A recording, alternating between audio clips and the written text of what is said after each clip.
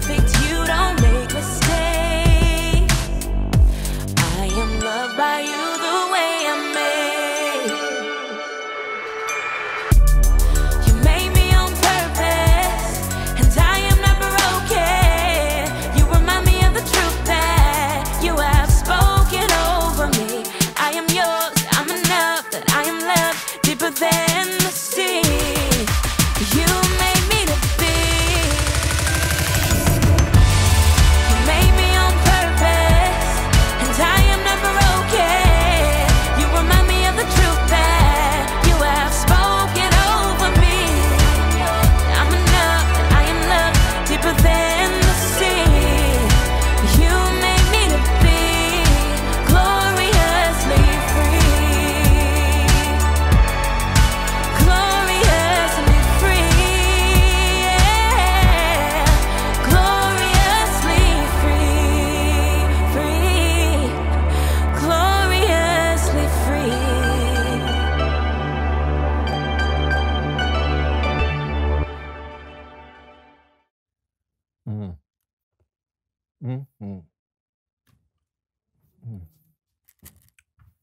Hey, pal, what you up to? I cannot stop eating these. These are so tasty. Watch out. You are what you eat. What do you mean? Never heard that before. You know, if you eat a bunch of candy, you might end up getting cavities, or if you eat some leafy green vegetables, you might end up running a marathon someday.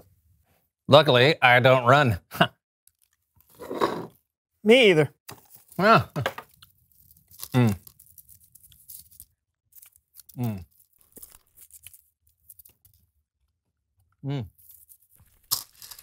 Still, you're right. I should probably stop eating these and move on to something.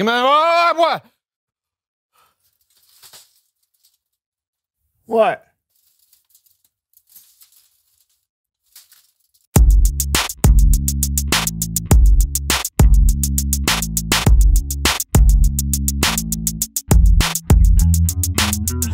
Hello, everyone. I'm Brandon. And I'm John. And this is the So-and-So Show. So who out there likes ice cream? Oh, me. Oh, to have a bowl of that frozen treat sweetened with the perfect amount of sugar, mixed with a hint of pure vanilla bean, and topped with freshly glazed strawberries and the whippiest of whipped cream, their flavors mingling together into a frenzy to toothsomely tantalize my taste buds. Sorry, I really love ice cream. I'm a connoisseur, some might say. Yeah, well, the reason I'm asking about ice cream is because, as you may or may not know, the Ice Cream Sundae International Contest is coming up. Oh, yeah, the ICSIC. I'm a fan. Yes, it's only for the best ice creamiers in the whole world. I happen to have a gift for making sundaes, so I've entered the competition. Oh, that's great, John. Yeah, thank you. Have you ever entered? Oh, no, I am not good at making sundaes. I just make a mess. But eating sundaes, oh, to have a bowl of that frozen treat. Actually, I should be in training right now, but there's only one problem. What's that? I'm lactose intolerant. Oh. So if I eat any sort of dairy product, cheese, yogurt, ice cream, milk, I get a bad stomach ache. Seriously, Yeah. What about this?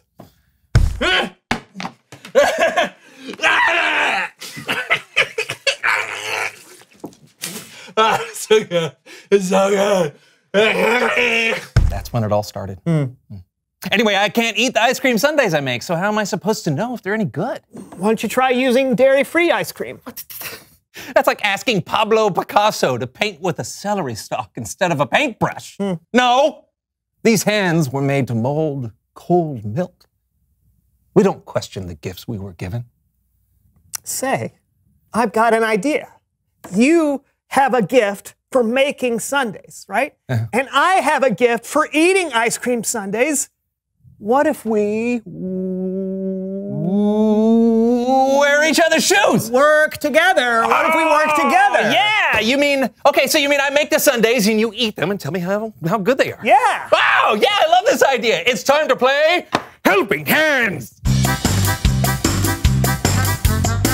There's got to be a better way to work together than Come this. on, it'll be fun. Why is there ketchup and mustard? Yeah, just go. All right. Hello. I, Brandon, am now going to make a sundae. with John's gifted hands doing most of the work. Now, John can't see what he's doing, though, so we're gonna have to Watch Gomer Pyle reruns. No, work together. We're going to have to work together. So, let's do this. All right, now the first thing that you need is to pick up the scoop, because we need, of course, for an ice cream sundae, you need to have what? Ice cream, that's right. Oh, I love, yes, when your hands are all over it. That adds a little bit of salty flavor to it. All right, here we go. 2 scoops of vanilla. That's delicious. And maybe, you know what? That's a lot of ice cream already. I think we need to move on to the toppings. All right, and we've got a lot to choose from. We've got candy. We've got some onions. Yeah, that's really, that is delicious, delicious. Let's try some other tastier options. Maybe some relish. That's not for ice cream. Oh, yeah, okay. I want to taste this too. So good, so good. Maybe something with sugar in it would be good. Oh, great. Some cherries. That's great. Let's pop one of those in my mouth. Close enough. You gotta have whipped cream. That's chocolate. Chocolate's good too. We like chocolate on our Sundays. So good. Oh, yum, yum. Yum. That's great. Oh, man, what's that? Oh, good. Oh, yeah, whipped cream. Oh, no, give me some of that. Okay. Now we just need one little thing on top. Maybe some chocolate chips. How about, okay, some M&Ms. Let's put those right on top. I think it's time to test this and see if it's any good. All right, let's get it good.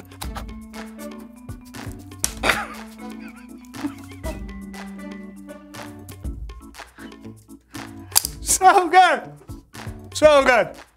I think we're done. That was great. What did you think? Will I win the contest? Not if you put onions on your sundae. Why did you do that? Oh, that's just because next week I'm also in the hot dog making competition, so I thought, 2 birds with 1 stone. Uh-huh. Yeah. It's Bible story time with Kellen. Yeah!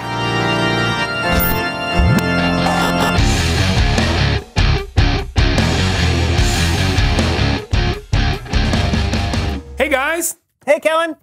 Oh, you've got a little... Oh, thanks, Kellen.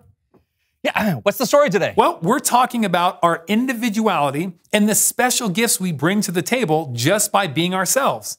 And no one is better at being themselves than this group of people that pretend to be other people. That's right, it's time for the So-and-So Show Players! In his first letter to the Corinthians, the Apostle Paul wrote, "There is one body, but it has many parts. But all its many parts make up one body. It is the same with Christ." So, you know that our different body parts are made to do different things, but they're still a part of the same body. But did you know that when you become a follower of Jesus, you're part of what we call the body of Christ? And within that body, each of us is made to do different things. Paul went on and he wrote this. Suppose the foot says, "I'm not a hand, so I don't belong to the body." By saying this, it cannot stop being a part of the body. And suppose the ear says, "I am not an eye, so I don't belong to the body." If the whole body were an eye, how would it hear? If the whole body were an ear, how would it smell? Bad. Hey, I smell better than you. Oh, how would you know? You don't even have a nose. You just got these big old ears just Oh, you know what? flopping With all around your there. little toe hair, I don't Yes. want to hear it, Well, foot. I spend a lot of time on this hair, as you can't tell, I see. God placed each part of the body just as he wanted it to be. If all the parts were the same, how could there be a body? Hey, I hear what you're saying. The eye can't say to the hand, I don't need you. no. The parts of the body will not take sides. All of them will take care of one another. I'm sorry, hand. I didn't mean it. So think of it this way. We all have special gifts, right? Things we're good at. But when we believe in Jesus, God helps us use our gifts in special ways. It's like our gifts are powered by the Holy Spirit, and we can do a lot with our gifts. But when we use our gifts together with other followers of Jesus, that's when we really represent the body of Christ. For instance, if I need assistance lifting something heavy, I might say, "Can someone help me out here?" Hey, I think someone might need our help. Where? I'll find them. You'll need me to carry you. Up there. I've got something heavy to lift. He says he has something heavy to lift. Say no more! We'll lend you a hand, Kellen! Thank you. High five! Yeah, and then yeah. All right! Yeah! Just like our body parts need each other to get something done, we need to work together with other people to make a greater difference in the world. Give it up for the So-and-So Show players. Bye! Paul ends his letter by writing, "You are the body of Christ. Each one of you is a part of it." No one's going to be great at everything. We all have our specialties that we bring to the table. For example, I'm good with organization, but sometimes I procrastinate and I need people's help to get things done. Or maybe you're a nervous talker, but you're a really good listener. Whatever your gift is, find a way to use it with other people. Let's see the body of Christ at work. Thanks, guys. Bye. Bye, Kellen. I thought the So-and-So Show players did a great job. Yeah, especially the foot. Yeah, they really got to the heart of what it means to be a member of the So-and-So Show players. How's that? They stunk.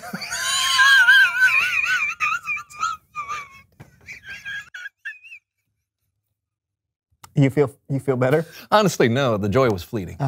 I have something that can bring back the joy. Oh, go for it. It's time to Recite our 9 times tables. 9 times 1 is 9. 9 times 2 is 18. No. It's time to. Rescue Timmy from the well. Lassie, here, girl. No! Oh, it's time to run a 5K. Write a great novel. Reveal the question. No! Actually, yes. No. Reveal the question. Today's question is, what makes a great team? For instance, if you're playing basketball, do you just want the 5 tallest people you can find, or do you want people whose skills actually complement each other? Or this show, what if both hosts were exactly like me? I mean, that would be a pretty boring time. I was sort of expecting you to. Talk about it together. What makes a great team? Yeah, you are going to disagree with me. Until next time, I am John. And I'm Brandon. And this was the So-and-So Show. Wow, look at the time. No, but I mean, I thought when. Some toppings that I prefer are, like the whipped cream. Now, this stuff is great.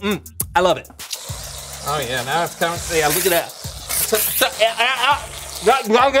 You gotta get a little bit. Almost. I'm not good at this. Here we go. Whoa, my back caught it. Just gonna put it in there. That's great. Oh, yeah, I just can't get enough. Give me more. Oh, yeah, you don't need a spoon.